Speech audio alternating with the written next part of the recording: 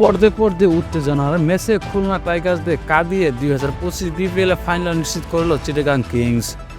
এদিকে মিরপুরে বুধবার 5 ফেব্রুয়ারি দ্বিতীয় কোয়ালিফায়ার খুলনাকে 2 উইকেটের ব্যবধানে হারিয়েছে চিটাগাং কিংস।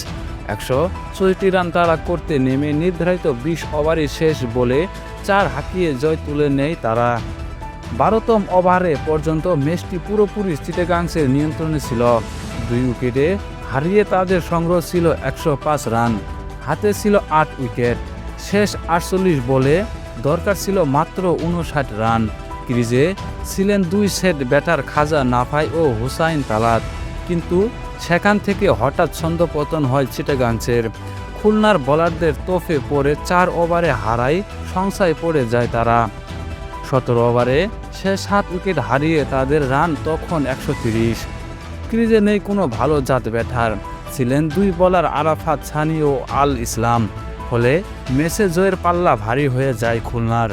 কিন্তু 18তম ওভারে 4th বলে ছক্কা আর 5ম বলে জেসন হোল্ডারকে 4 হাঁকিয়ে আল ইসলাম লড়াই চালিয়ে যাওয়ার পাত্রা দেন।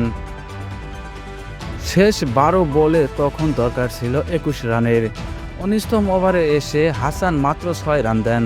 শেষ ওভারে প্রয়োজন পড়ে 15 রান। মুশফিক হাসানের প্রথম বলে 4 হাঁকান আরাফাত। দ্বিতীয় বলে 2 রান নেয়ার পর তৃতীয় বলেও 2 রানের জন্য দৌড়াতে গিয়ে বাদে বিপত্তি। স্ট্রাইক প্রান্তে পা ফিসলে পড়ে যান আল ইসলাম। প্রাথমিক চিকিৎসা নিয়ে খুঁড়িয়ে মাঠ ছাড়েন তিনি। ক্রিজে নেমে 4 হাঁকান শরীফুল ইসলাম। তাতে শেষ 2 বলে দরকার পড়ে মাত্র 4 রানের। কিন্তু এদিকে 5ম বলে ব্যর্থ হন শরীফুল, ক্যাচ তুলে দেন হোল্ডারের হাতে। আবার ক্রিজে নামেন আল ইসলাম। শরীফুল ব্যর্থ হলেও তিনি ব্যর্থ হননি। কাভারে থাকা ফিল্ডারের মাথায় ওপর দিয়ে তুলে মেরে আদায় করে নেন কাঙ্ক্ষিত 4 রান। খুলনাকে কাঁদিয়ে ফাইনালে পৌঁছে যায় চিটাগাং কিংস। আরাফাত সানি 13 বলে 18 রান, আল ইসলাম 7 বলে 17 রানে অপরাজিত থাকেন এই ব্যাটাররা।